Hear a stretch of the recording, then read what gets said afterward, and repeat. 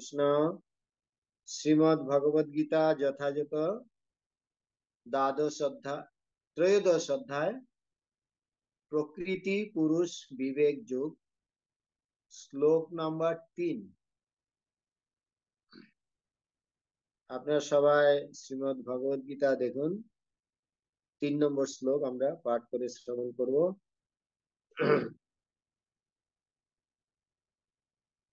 ক্ষেত্রজ্ঞং চাপিমাং বিদ্ধি সর্বক্ষেত্রেষু ভারত,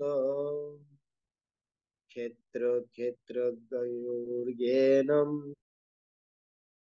তজ্ঞানম মতং মম। ক্ষেত্রজ্ঞং চাপিমাং বিদ্ধি সর্বক্ষেত্রেষু ভারত, ক্ষেত্র ক্ষেত্রজ্ঞানম যৎতজ্ঞানম মতং মম। ক্ষেত্রজ্ঞং চাপিমাং বিদ্ধি সর্বক্ষেত্রেষু ভারত, ক্ষেত্র ক্ষেত্রজ্ঞয়োর্জ্ঞানম যৎতজ্ঞানম মতং মম। ক্ষেত্রজ্ঞম ক্ষেত্রজ্ঞ চ অপি অবশ্যই মাম আমাকে, বিদ্ধি জানবে সর্ব সমস্ত ক্ষেত্রেষু ক্ষেত্রে, ভারত হে ভারত, ক্ষেত্র ক্ষেত্র মানে দেহ, ক্ষেত্রজ্ঞ জ্ঞানম জ্ঞানম যৎ সেই জ্ঞানম জ্ঞান মতম অভিমত মম।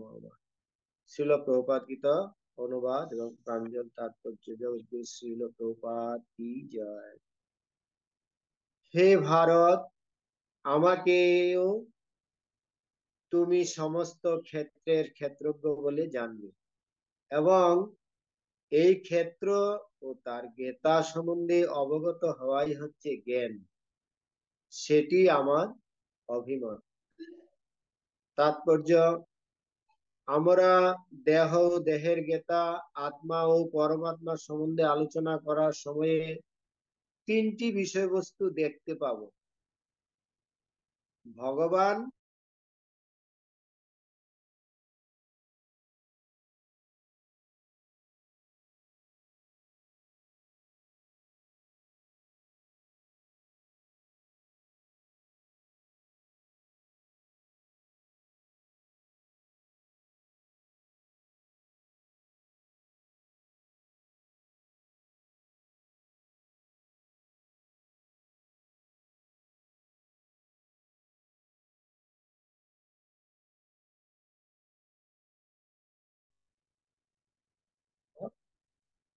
ভগবান বলছেন আমি প্রতিটি দেহের ক্ষেত্রজ্ঞ। প্রতিটি জীবাত্মা তার নিজের দেহের ক্ষেত্রজ্ঞ হতে পারে, কিন্তু অন্য দেহের সম্বন্ধে তার কোনো জ্ঞান নেই। পরমেশ্বর ভগবান, যিনি পরমাত্মা রূপে প্রত্যেকটি দেহে বর্তমান, তিনি সমস্ত দেহ সম্বন্ধে সর্বোত্তভাবে অবগত। তিনি দেবতা, মানুষ, পশু, কীট, পতঙ্গ, বৃক্ষ, লতা আদি সমস্ত প্রজাপতির দেহ সম্বন্ধে অবগত। একজন নাগরিক শুধু তার নিজের জমিটির সম্বন্ধে অবগত, কিন্তু রাজা কেবল তার রাজপ্রাসাদ সম্বন্ধে অবগত নন, তিনি তার রাজ্যের প্রতিটি নাগরিকের সমস্ত সম্পত্তি সম্বন্ধে অবগত। তেমনি কেউ তার নিজের দেহের মালিক হতে পারে, কিন্তু পরমেশ্বর ভগবান সমস্ত দেহের মালিক। রাজা তার রাজ্যের মুখ্য মালিক আর নাগরিকেরা গৌণ মালিক। তেমনি পরমেশ্বর ভগবান সমস্ত দেহের মুখ্য মালিক। দেহ গঠিত হয় ইন্দ্রিয়ের সমন্বয়ে। পরমেশ্বর ভগবান হচ্ছেন ঋষিকেশ, অর্থাৎ সমস্ত ইন্দ্রিয়ের নিয়ন্তা। রাজা যেমন রাজ্যের সমস্ত কার্যকলাপের মুখ্য নিয়ন্তা এবং তার প্রজারা গৌণ নিয়ন্তা, তেমনি পরমেশ্বর ভগবানও সমস্ত ইন্দ্রিয়ের প্রধান নিয়ন্তা। ভগবান বলেছেন আমিও ক্ষেত্রজ্ঞ, এর অর্থ হলো তিনি পরম ক্ষেত্রজ্ঞ। জীবাত্মা কেবল তার নিজের দেহটি ক্ষেত্রজ্ঞ। বৈদিক শাস্ত্রে বলা হয়েছে ক্ষেত্রাণি হি শরীরাণি বীজং চাপি শুভাশুভে তানি ব্যক্তিস যোগাত্মা তত ক্ষেত্রজ্ঞ উচ্চতে।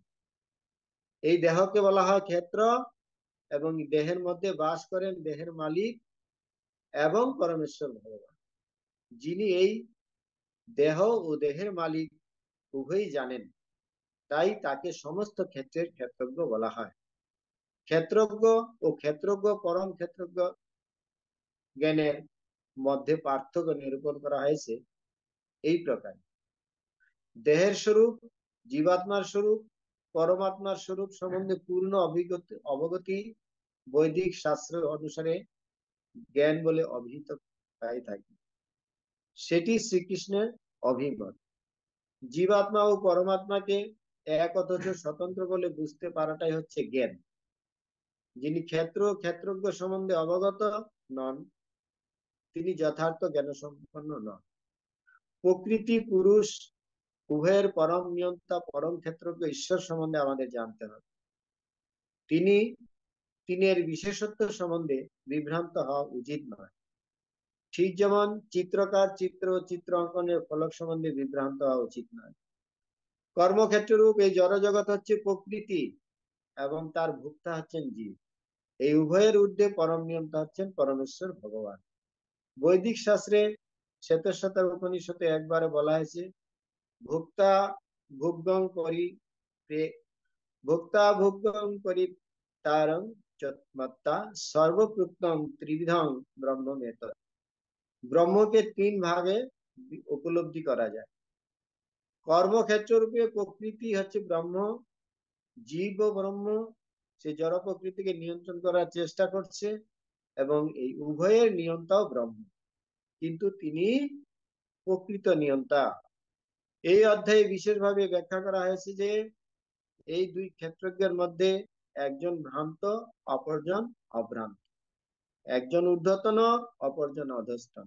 যারা মনে করে যে উভয় ক্ষেত্রজ্ঞ এক ও অভিন্ন, তারা পরমেশ্বর ভগবানের মতের বিরুদ্ধে আচরণ করে।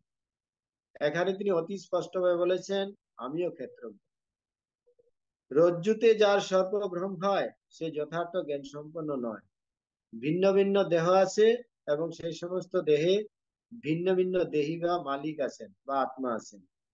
যেহেতু প্রতিটি স্বতন্ত্র আত্মার এই জড় জগতের উপর আধিপত্য করার ব্যক্তিগত ক্ষমতা আছে, তাই তাদের ভিন্ন ভিন্ন দেহ আছে। কিন্তু পরম নিয়ন্তা রূপে পরমেশ্বর ভগবানও সেই সমস্ত দেহের বর্তমান। চ শব্দটি তাৎপর্যপূর্ণ, কেননা তার মাধ্যমে সমস্ত দেহকে উল্লেখ করা হয়েছে। সেটি ছিল বলদেব বিদ্যাভূষণের অভিমত। প্রতিটি দেহে আত্মা ছাড়াও পরমাত্মা রূপে শ্রীকৃষ্ণ রয়েছেন। শ্রীকৃষ্ণ এখানে স্পষ্টভাবে বলেছেন যে ক্ষেত্র ও তার সীমিত ভোক্তা উভয়েরই নিয়ন্তা পরমাত্মা। এখানে ছিল প্রভুপাদের বিস্তারিত প্রাঞ্জল তাৎপর্য সমাপ্ত। হরে কৃষ্ণ।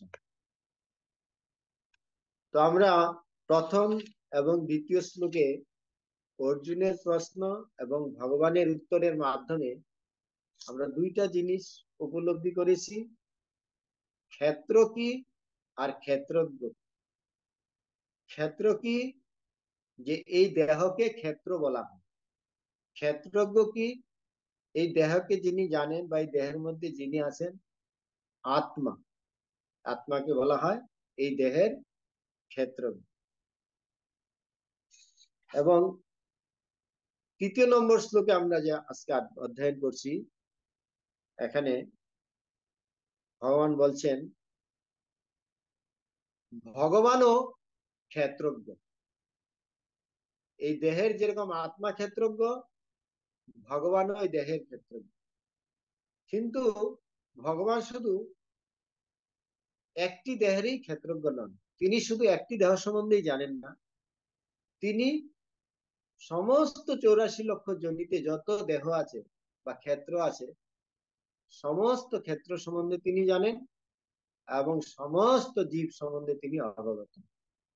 এই জন্য ভগবানকে এখানে পরম ক্ষেত্রজ্ঞ বলা হচ্ছে, যিনি সমস্ত ক্ষেত্র এবং বা সমস্ত আত্মা সম্বন্ধে তার অবগত, তিনি হচ্ছেন পরমাত্মা বা পরম ক্ষেত্রজ্ঞ।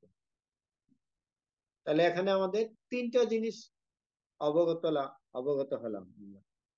কি হলো? জীবাত্মাকে বলা হয় ক্ষেত্রজ্ঞ, আর এখানে পরমাত্মাকে বলা হয় ক্ষেত্রজ্ঞ, কিন্তু পরমাত্মা হচ্ছেন পরম ক্ষেত্রজ্ঞ।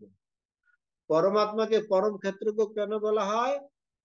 জীবাত্মা শুধু তার দেহটাকেই সম্বন্ধে জানেন, কিন্তু ভগবান সমস্ত জীব দেহ সম্বন্ধে তিনি অবগত, সেই জন্য তাকে বলা হয় পরম ক্ষেত্রজ্ঞ। এখানে শ্রীল প্রভুপাদ তাৎপর্যে বিভিন্ন উদাহরণের মাধ্যমে বুঝিয়ে দিয়েছেন যে দেখুন, এই যে তাৎপর্যের দ্বিতীয় পেরাতে, একজন নাগরিক শুধু তার নিজের জমিটির সম্বন্ধে অবগত, কিন্তু রাজা কেবল তার রাজপ্রাসাদ সম্বন্ধে অবগত নন, তিনি তার রাজ্যের প্রতিটি নাগরিকদের সমস্ত সম্পত্তি সম্বন্ধে অবগত। তো আমরা যে দেহ ধারণ করেছি, আমাদের দেহে কি হচ্ছে আমরা সেটা উপলব্ধি করতে পারছি। আত্মা তার নিজের দেহের মধ্যে কি হচ্ছে না হচ্ছে সেটা উপলব্ধি করতে পারছে, কিন্তু অন্যের দেহে কি সমস্যা, কি সুবিধা অসুবিধা হচ্ছে এটা আমরা বুঝতে পারি। হ্যাঁ, এটা হলো আত্মার যে স্বতন্ত্রতা, সে তার নিজের দেহ সম্বন্ধে জানে, অন্যের দেহে কি হচ্ছে সেটা তিনি জানেন। কিন্তু ভগবান শুধু এক দেহে কি হচ্ছে তা নয়, সমস্ত দেহের মধ্যে কি হচ্ছে, আমরা কি চিন্তা করছি, আমরা কি ভাবছি, আমরা কি ভাববো, সেটাও ভগবান বুঝতে পারে। হ্যাঁ, এটা হলো ভগবানের অচিন্ত শক্তি। যেরকম এখানে উদাহরণ দেওয়া হয়েছে, যেমন আপনার একজন জমির মালিক, আপনার কিছু জমি আছে, আপনার জমির আয়তন সম্বন্ধে আপনার জানা আছে, কিন্তু যিনি রাজ্যের পরিচালক বা রাজা, তিনি সমস্ত লোকের, সমস্ত নাগরিকের জমি সম্বন্ধে তার জানা আছে। হ্যাঁ, যে তার রাজ্যের কত সম্পত্তি আছে। সেরকম ভাবে একটা উদাহরণের মাধ্যমে এটা বোঝানো হচ্ছে। এইভাবে যে যে মালিক, একজন গৌণ মালিক আর একজন মুখ্য মালিক। গৌণ মালিক মানে আমরা শুধু আমাদের দেহ সম্বন্ধে জানি, আর মুখ্য মালিক মানে যিনি সমস্ত দেহ সম্বন্ধে জানেন, এটা হলো মুখ্য মালিক। এবং নিয়ন্তা, এখানে দেহের গঠিত হয় ইন্দ্রিয়ের সমন্বয়ে। পরমেশ্বর ভগবান হচ্ছেন ঋষিকেশ, অর্থাৎ সমস্ত ইন্দ্রিয়ের নিয়ন্তা। এখানেও উদাহরণ দেওয়া হয়েছে যে ভগবানের আরেক নাম ঋষিকেশ। ঋষিকেশ কেন? যিনি সমস্ত ইন্দ্রিয়ের নিয়ন্তা।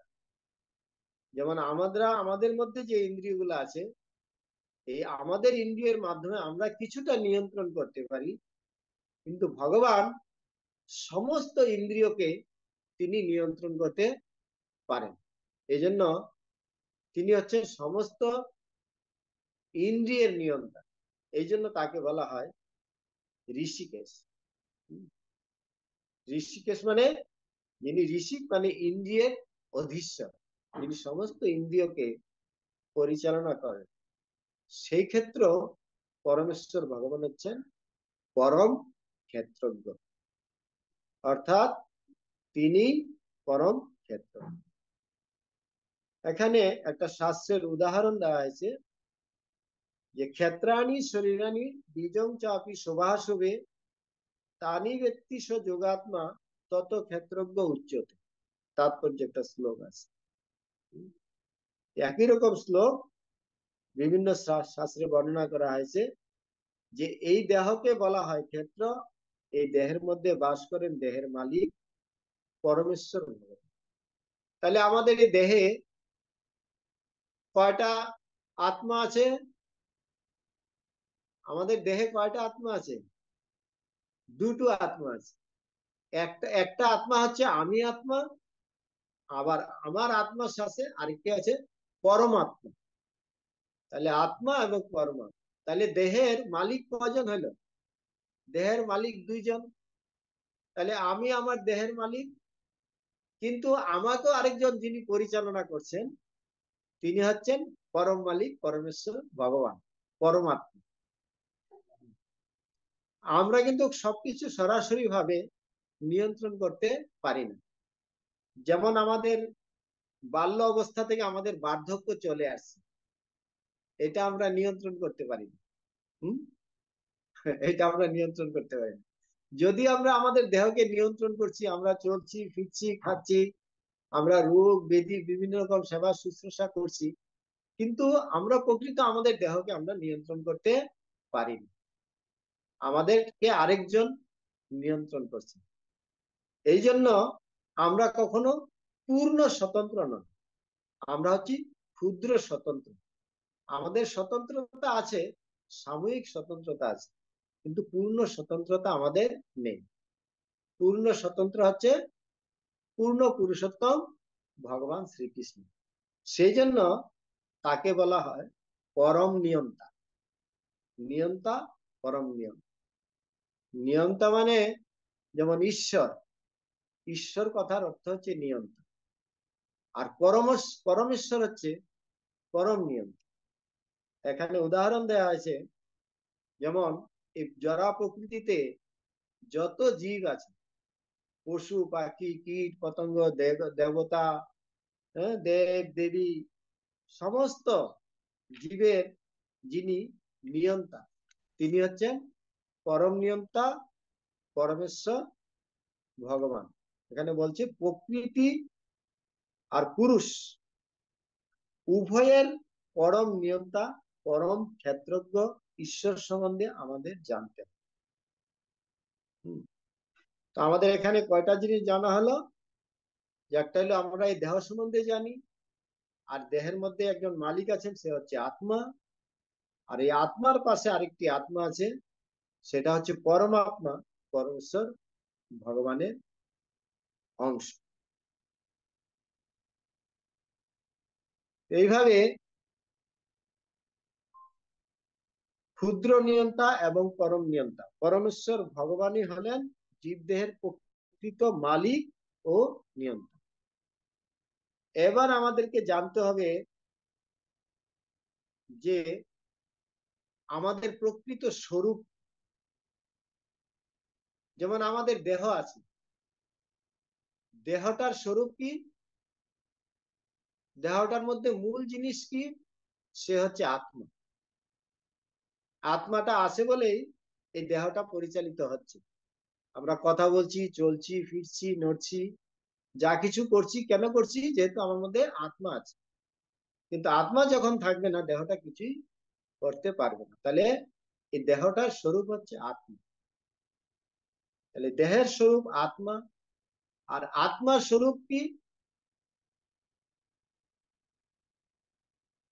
আত্মাটা কার দ্বারা পরিচালিত হচ্ছে? পরমাত্মা। তাহলে আত্মার স্বরূপ হচ্ছে পরমাত্মা। হ্যাঁ, জীবের স্বরূপ কি? জীবের স্বরূপ হয় কৃষ্ণের নিত্য দাস। আমরা কার দাস? কৃষ্ণের নিত্য দাস। হ্যাঁ, তো আমরা আরেকজনের অধীনস্থ আছি। এবার পরমাত্মারও স্বরূপ আছে। দেহের স্বরূপ আত্মা, আত্মার স্বরূপ ভগবান, এবং পরমাত্মার স্বরূপ, পরমাত্মা কোথা থেকে আসছে? পরমেশ্বর ভগবান শ্রীকৃষ্ণ থেকে আসছে। এই জন্য এখানে তিনটা স্বরূপের কথা বলা হয়েছে: দেহের স্বরূপ, আত্মার স্বরূপ, পরমেশ্বর পরমাত্মার স্বরূপ। এই তিনটা জিনিস সম্বন্ধে আমাদেরকে যথাযথভাবে অবগত হতে হবে। অনেক সময় যারা নির্বিশেষবাদী আছেন, তারা ব্রহ্মবাদী আছেন, তারা সবকিছুকে এক মনে করে দেন, যে সবই ব্রহ্ম, প্রকৃতপক্ষে ভগবানের কোনো রূপ নেই। কিন্তু না, ভগবানের সবিশেষ রূপও আছে, আবার নির্বিশেষ রূপও আছে। যেমন আমাদের এই স্থূল দেহ আছে, এবং তার সূক্ষ্ম আত্মাও আছে। কিন্তু আত্মাকে আমরা দেখতে পাচ্ছি? আত্মাকে আমরা দেখতে পাচ্ছি না। কিন্তু আমাদের আত্মা আছে, এটা আমরা উপলব্ধি করতে পারছি। তদ্রূপ এই পরমাত্মা আমাদের দেহে আছে, কিন্তু পরমাত্মার স্বরূপ হচ্ছেন পরমেশ্বর ভগবান, ভগবানের অংশ। হ্যাঁ, ভগবানের অংশ হচ্ছে পরমাত্মা, আর জীব হচ্ছে বিভিন্নাংশ জীবাত্মা। এইভাবে আরেকটা জিনিস বলা হয়েছে যে এই অধ্যায়ের বিশেষভাবে ব্যাখ্যা করা হবে যে এই দুই ক্ষেত্রজ্ঞের মধ্যে একজন ভ্রান্ত, একজন অভ্রান্ত, একজন ঊর্ধ্বতন, অপরজন অধস্থ, একজন ভ্রান্ত, একজন অভ্রান্ত। কেননা আমাদের ভুল করার প্রবণতা আছে, আমরা অনেক সময় ভুল করি কি না? আমাদের ভুল করার প্রবণতা আছে। এইভাবে যদিও আমরা এই দেহের মালিক আত্মা, কিন্তু আত্মা অনেক সময় বিভ্রান্ত হওয়ার প্রবণতা আছে, কারণ আমরা অনেক সময় মায়ের দ্বারা প্রভাবিত হয়ে যাই, হয় কি না? প্রকৃতি আমাদেরকে প্রভাবিত করে, কিন্তু ভগবান কখনো বিভ্রান্ত হন এই প্রকৃতির দ্বারা বা এই জড়জগতের দ্বারা। যদিও তিনি এই জড়জগৎকে পরিচালনা করছেন, কিন্তু তার কোনো বিভ্রান্ত নেই। এই জন্য তিনি হচ্ছেন অভ্রান্ত। আর ভগবান হচ্ছেন ঊর্ধ্বতন, আর আমরা হচ্ছি অধস্থ। আমরা ভগবানের আনুগত্যে অবস্থান করছি। আমরা কখনো ভগবান ভগবানের সমকক্ষ নই। আমরা সবসময় কারো না কারো অধীন তত্ত্ব। আমরা স্বাধীন তত্ত্ব নই। আমরা মনে করছি স্বাধীন, কিন্তু আমরা স্বাধীন নই। আমরা অন্য কারো অধীন, আমরা হচ্ছি অধস্থ। এই দুইটা জিনিস বলা হয়েছে। এইভাবে এখানে তাৎপর্যের লাস্টের দিকে দেখুন বলা হয়েছে যে শ্রীল বলদেব বিদ্যাভূষণের অভিমত, প্রতিটি দেহে আত্মা ছাড়াও পরমাত্মা রূপে শ্রীকৃষ্ণ রয়েছেন। তাহলে শ্রীকৃষ্ণ আমাদের দেহে কি রূপে রয়েছেন? পরমাত্মা রূপে রয়েছেন। তো শ্রীকৃষ্ণ এখানে স্পষ্টভাবে বলেছেন যে ক্ষেত্র ও তার সীমিত ভোক্তা উভয়েরই নিয়ন্তা হচ্ছে পরমাত্মা। আমরা এই দেহের দ্বারা বিভিন্ন কিছু ভোগ করি, কিন্তু আমরা প্রকৃত ভোক্তা নই। প্রকৃত ভোক্তা হচ্ছেন পরমেশ্বর ভগবান। এই জন্য গীতাতে বলা হয়েছে ভোক্তারাম যজ্ঞ তপসাম সর্বলোক মহেশ্বরম সুহৃদং সর্বভূতানাম জ্ঞাতমাং শান্তি নিচ্ছতি। এই জগতে যদি কেউ প্রকৃত শান্তি লাভ করতে চায়, তাহলে জানতে হবে আমরা এই জগতের ভোক্তা নই। আমরা এই জগতে ভোগ করতে পারি না। এই জগতে আমরা ভুগতে এসেছি, আমরা ভোগ করতে আসিনি। আমরা এই জগতে বিভিন্ন রকম জ্বালা যন্ত্রণা ভোগ করছি। কিন্তু প্রকৃত ভোক্তা হচ্ছেন পরমেশ্বর ভগবান। তিনি হচ্ছেন মালিক, তিনি হচ্ছেন ভোক্তা, আমরা তার ভোগ্য। এটা আমাদেরকে যথাযথভাবে জানতে হবে। এই আত্মতত্ত্ব বিজ্ঞান, পরম তত্ত্ব বিজ্ঞান, এগুলা খুব গুরুতত্ত্ব। এই জন্য এগুলি দ্বিতীয় অধ্যায় থেকে আরো গুরুত্ব ভাবে এই ত্রয়োদশ অধ্যায়ে এগুলি সুন্দরভাবে ভগবান আলোচনা করছেন অর্জুনকে মাধ্যম করে। তো এখানে আরো অর্জুন যে 5টা-6টা বিষয় জানতে চেয়েছিলেন, তার মধ্যে এখানে আমরা 3টা বিষয় জানলাম। একটা হলো দেহ, আর একটা হলো আত্মা, আর একটা হলো পরমাত্মা। আর কি বাকি আছে? আর বাকি আছে জ্ঞান, জ্ঞেয় এবং পুরুষ। জ্ঞান, জ্ঞেয় ও পুরুষ। জ্ঞান কি, জ্ঞেয় কি, আর পুরুষ কি, এই 3টা জিনিস পরপর শ্লোক গুলাতে আলোচনা করা হবে। আপনারা তারপরে তার শ্লোক তাৎপর্য পরে আসবেন 4 নম্বর 5 নম্বর। তাহলে আমরা এখানে রাখছি। শ্রীমদ্ ভগবদ গীতা যথাযথ কি।